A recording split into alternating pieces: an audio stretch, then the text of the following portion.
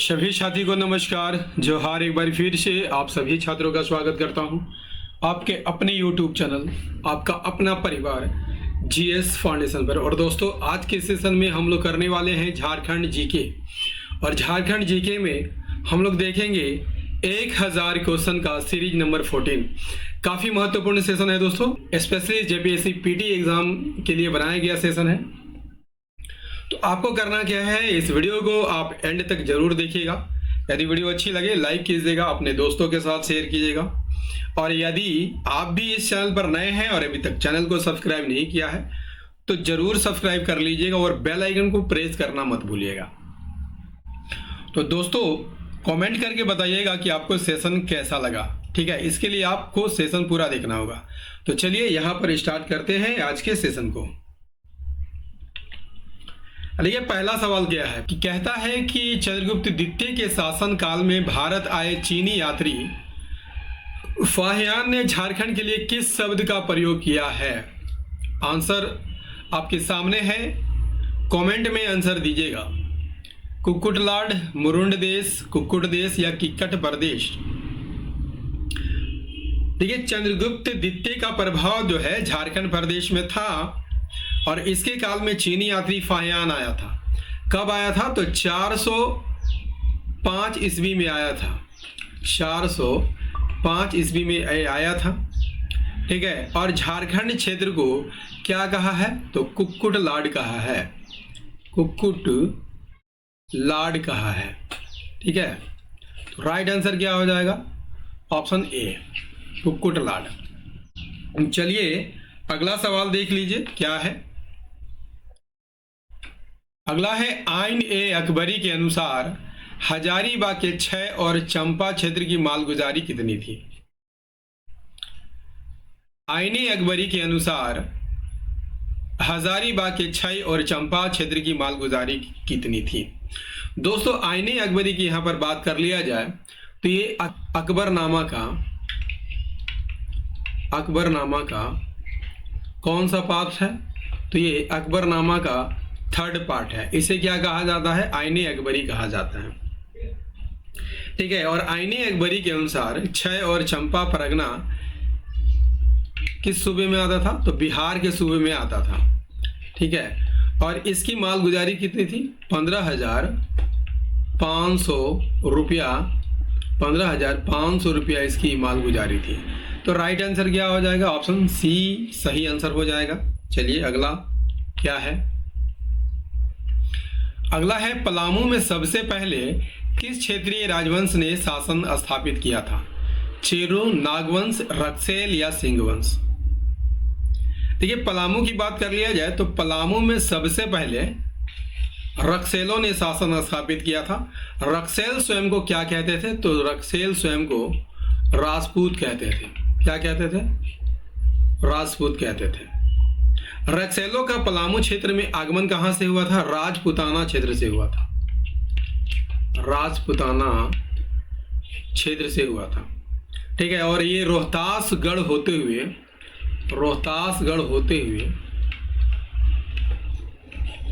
पलामू पहुंचे थे। ठीक है, तो राइट आंसर क्या हो जाएगा? ऑप्शन सी, रक्सेल वंश। चलिए अगला क्या है। 1771 में गोपाल राय को पलामू का शासक नियुक्त करने के बाद अंग्रेजों ने पलामू पर कितना वार्षिक मालगुजारी तय किया था?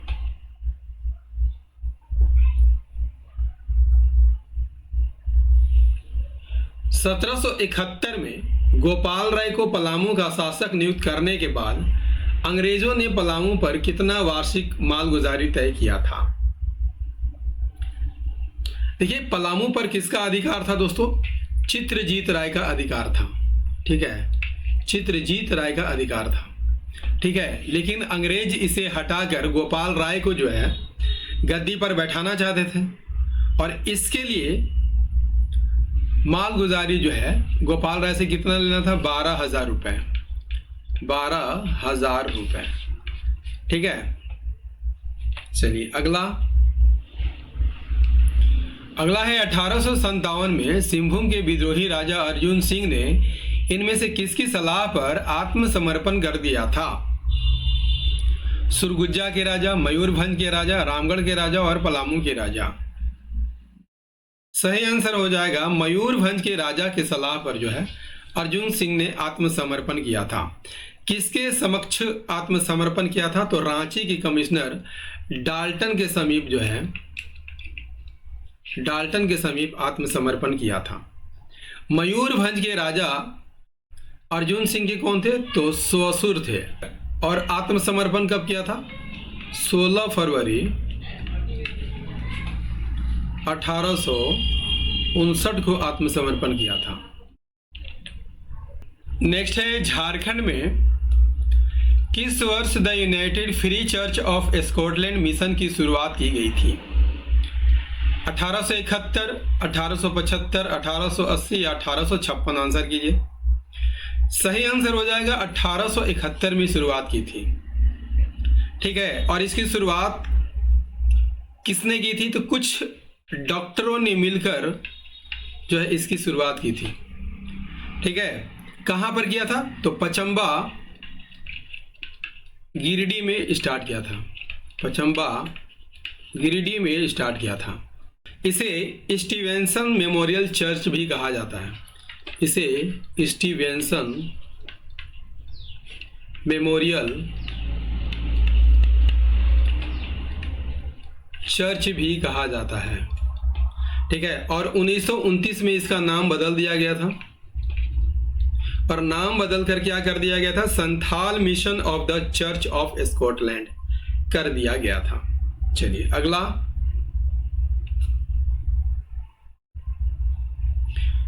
अगला है किस वर्ष आदिवासी महासभा के अधिवेशन में जयपाल सिंह मुंडा ने पाकिस्तान के निर्माण का विरोध किया था? देखिए 1946 में आप सभी को मालूम होगा दोस्तों कि अंतरिम सरकार बनना था और इसी समय चुनाव हुआ था। तो इस चुनाव में जयपाल सिंह ने भी भाग लिया था, लेकिन जयपाल सिंह यहां पर हार गए थे। चुनाव हारने के बाद 1946 में ही मुस्लिम लीग के सहयोग से संविधान सभा में ये गए थे। इस बात को आप याद करके रखिएगा। याद रखिएगा 16 अगस्त 1946 को सभी कांग्रेसी मंत्रिमंडल ने अपने पद से इस्तीफा दे दिया था। इसके बाद मुस्लिम लीग ने प्रत्यक्ष कार्यवाही दिवस मनाया था 16 अगस्त 1946 को। क्लियर? और जयपाल सिंह मुंडा ने इसी के कारण जो है मुस्लिम लीग से अपना और 13 अप्रैल 1946 को जयपाल सिंह ने पाकिस्तान के निर्माण के विरोध मंद तोड़ किया था और संविधान सभा का समर्थन किया था। याद रखिएगा। चलिए अगला कर लीजिए। किस वर्ष संथाल परगना बंदोबस्ती नियम लागू किया गया था? संथाल परगना बंदोबस्ती नियम किस वर्ष लागू किया गया था? सही आंसर हो जाएगा 1872 में। इसे रेगुलेशन 3 के नाम से जाना जाता है। इसे रेगुलेशन 3 के नाम से जाना जाता है। इसका उद्देश्य क्या था दोस्तों? इस क्षेत्र में भूमि को बंदोबस्त करना इसका उद्देश्य था। ठीक है, और क्या उद्देश्य था? संथाल परगना में शांति स्थापित करना भी इसके मुख्य उद्देश्यों में शामिल था। मुंडा शासन व्यवस्था में महतो का प्रमुख कार्य क्या है? महतो, देखिए मुंडा गांव का यह यदि आपसे पूछ लिया जाए कि धार्मिक प्रधान क्या कहलाता है, तो धार्मिक प्रधान पाहन कहलाता है। और पाहन का सहायक कौन होता है? तो पाहन का सहायक महतो होता है। और महतो जो है गांव में संदेश वाहक का काम करता है। संदेश वाहक का काम करता है। क्लियर? तो राइट आंसर क्या हो जाएगा? ग्रामीणों को संदेश पहुंचाना इसका काम है। चलिए अगला है पढ़ा पंचायत शासन व्यवस्था में गांव के धार्मिक कार्यों का संपादन कौन कराता है? देखिए गांव का धार्मिक प्रधान जो है कौन होता है? तो पाहन होता है। ठीक है, और ये इसका काम क्या है? धार्मिक अनुष्ठान कराना, पूजा पाठ करना, पर्व त्योहार, शादी विवाह आदि से संबंधित कार्यक्रमों का संचालन करना इसका मुख्य काम है। और ये पद किसको दिया जाता है? तो किसी शादीशुदा व्यक्ति को ही दिया जाता है। शादीशुदा व्यक्ति को ही ये पद दिया जाता है। ठीक है। और इसे कौन सी भूमि दी जाती है? तो इसे पहनई भूमि दी जाती है। चलिए अगला है मांझी परगना शासन व्यवस्था में परगनेत का सहायक कौन होता है? परगनेत का सहायक कौन होता है? सही आंसर हो जाएगा परगनेत का सहायक देश मांझी होता है। और मांझी का सहायक कौन होता है? तो मांझी का सहायक जोग मांझी होता है। और 5 से 8 गांवों को मिलाकर जो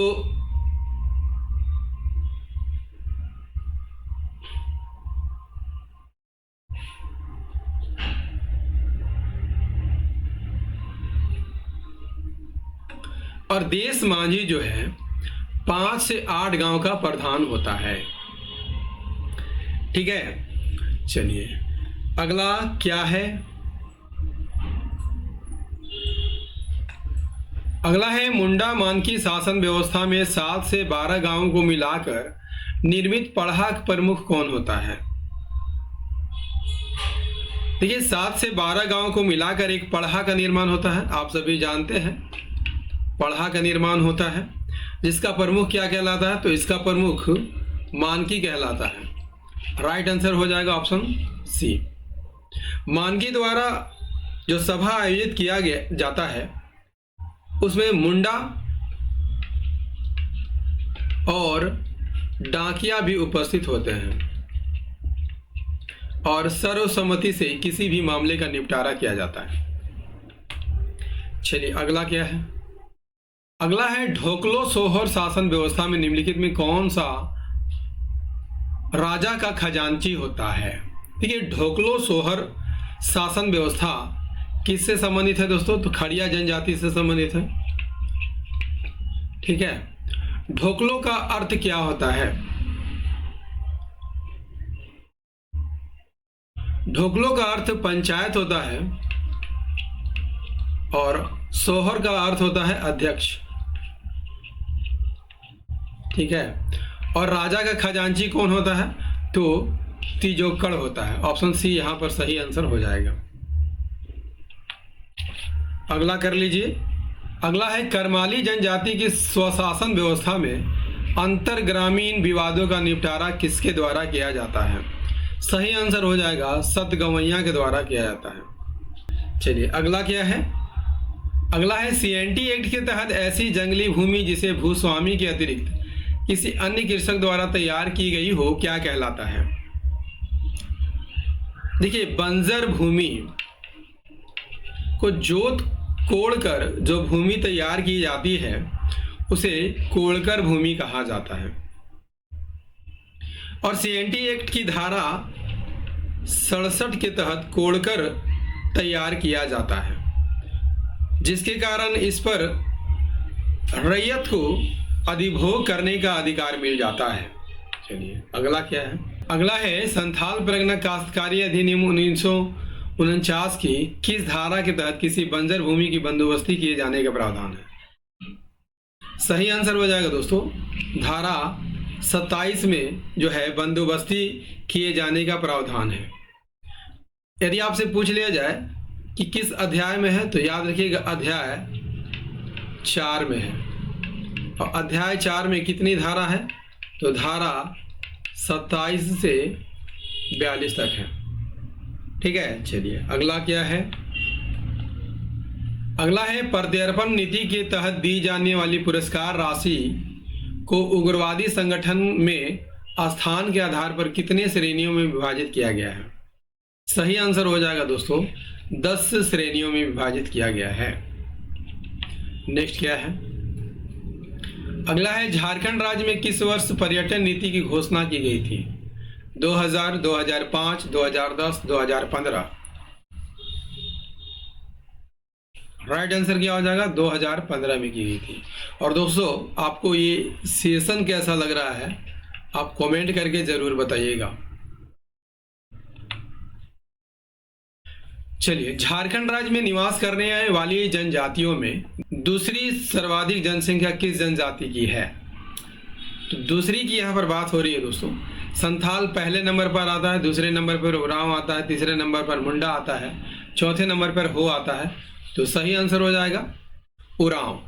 ठीक है, झारखंड में कुल कितनी जनजातियां हैं? कुल 32 जनजातियां हैं दोस्तों। इन 32 जनजातियों में झारखंड की मुख्य जनजातियां 24 है और 8 जो है आदिम जनजातियां हैं। आदिम जनजातियों की श्रेणी में कौन कौन आते हैं? असुर, सभी का नाम लिख दे रहा हूं। असुर, बिरहोर,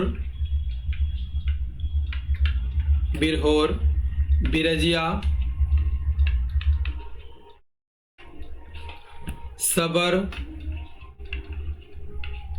सबर, कोरवा परहिया, सौरिया पहाड़िया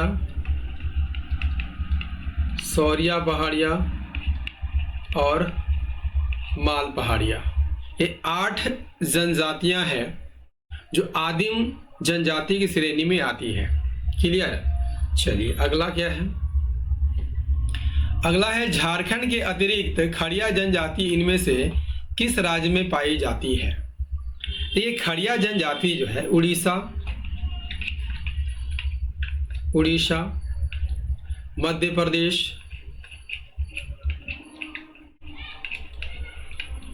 प्रदेश, असम, बंगाल राज्यों में पाई जाती है। तो राइट आंसर क्या हो जाएगा? ऑप्शन डी यहाँ पर सही आंसर हो जाएगा। ठीक है, ये जनजातियां खड़खड़िया यानी पालकिड होते हैं, इसलिए इस जनजाति का नाम क्या है? तो खड़िया है।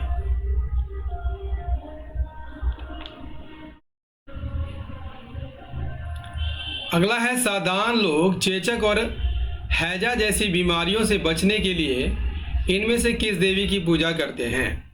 राइट आंसर हो जाएगा ये शीतला देवी की पूजा करते हैं। और ये धार्मिक रूप से क्या होते हैं? तो ये धार्मिक रूप से सहिष्णु होते हैं।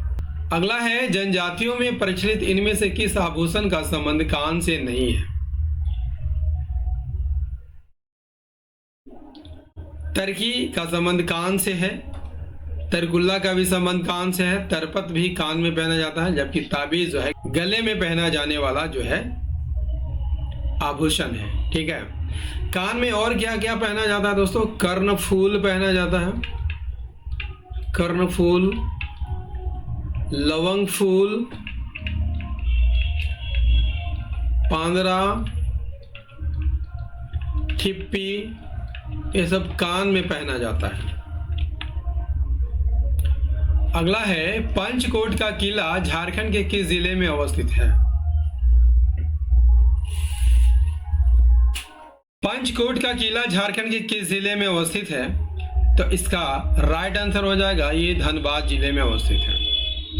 पंचकोट का किला किस पहाड़ पर है दोस्तों? तो ये पंचेत पहाड़ पर है, जो कि धनबाद जिले में है। ठीक है, इसका निर्माण किसने किया था? गोमुखी राजा ने किया था, गोमुखी राजा ने किया था। और कब किया था? ये 1600 ईस्वी में किया था। ठीक है, और ये किला जो है 5 दीवारों से घिरा हुआ है, जिसके कारण इसका नाम क्या पड़ा है? इसका नाम पंचकोट पड़ा है। अगला क्या है? अगला है प्रसिद्ध युगल मंदिर झारखंड राज्य के किस जिले में स्थित है? देखिए, युगल मंदिर जो है दोस्तों ये देवघर में है और इसे नौलखा मंदिर के नाम से जाना जाता है। नौलखा मंदिर, क्योंकि इसके निर्माण में 9 लाख रुपया लगे थे। और ये 9 लाख किसने दिया था? तो रानी चारुशीला ने दिया था, रानी चारुशीला ने दिया था। ठीक है, इसका निर्माण किसने कराया था? तो बालानंद ब्रह्मचारी ने करवाया था। बालानंद ब्रह्मचारी ने इसका निर्माण करवाया था। 1936 में इसका निर्माण कार्य प्रारंभ हुआ और 1948 में ये बनकर तैयार हो गया था। और इसकी बनावट जो है बेलूर मठ के रामकृष्ण मंदिर की तरह है। चलिए अगला क्या है। और दोस्तों सेशन कैसा लग रहा है कमेंट करके जरूर बताइएगा। डोमकच क्या है? तो ये विवाह के अवसर पर गाया जाने वाला विवाह गीत है और स्त्री प्रधान नृत्य है। चलिए अगला क्या है। अगला है निम्नलिखित में से किस लोक नाट्य का प्रदर्शन सामूहिक गीतों के माध्यम से प्रश्नोत्तर शैली में किया जाता है? सही आंसर हो जाएगा सामा चकेवा लोक नाट्य। ठीक है, सामा चकेवा लोक नाट्य में सामा कौन होता है दोस्तों? तो सामा नायिका होती है और चकेवा कौन होता है? तो ये नायक होता है। खलनायक को क्या कहा जाता है? खलनायक को चुगला कहा जाता है या चूड़क कहा जाता है। और नायिका के भाई को क्या कहा जाता है? तो नायिका के भाई को साम कहा जाता है। अगला क्या है। अगला है इनमें से कौन सा ताल वाद्य का प्रकार है? औनद वाद्य, घन वाद्य, उपरोक्त दोनों। राइट आंसर हो जाएगा उपरोक्त दोनों। देखो घन वाद्य किसे कहा जाता है दोस्तों? घन वाद्य जो है कांसे से बनाया जाता है और उसे पीट कर बजाया जाता है। ठीक है, जैसे झाल हो गया, घंटा जो बजाते हैं मंदिर में, ठीक है, झांझ, करतार, ये सभी जो है कैसे वाद्य का उदाहरण है? घन वाद्य का उदाहरण है, क्योंकि कांसा से बनाया जाता है। जो वाद्य चमड़ा मढ़कर बनाया जाता है उसे औनद वाद्य कहा जाता है। जैसे आपका मांदर हो गया, ढोल, नगाड़ा, ढाक, डमरू, आप देखे होंगे डमरू। ठीक है, ये सभी जो है औनद वाद्य के उदाहरण है। अगला क्या है। अगला है इनमें से किस पर्व के दौरान मुंडा जनजाति की कुंवारी लड़कियां एक बालू भरी टोकरी में 7 प्रकार के अनाजों की जावा उगाने की प्रथा का पालन करती हैं? तो राइट आंसर क्या हो जाएगा? सही आंसर हो जाएगा कर्मा में ऐसा किया जाता है। कर्मा में मुंडा जनजाति की स्त्रियां जो है, कुंवारी लड़कियां, इस पर्व में एक बालू भरी टोकरी में 7 प्रकार के जो है अनाज उगाती है। वो अनाज कौन कौन है? तो याद रखिएगा कुर्थी, जौ, गेहूं, मकई, उड़द, चना और मटर। ये 7 प्रकार के अनाज उगाती है।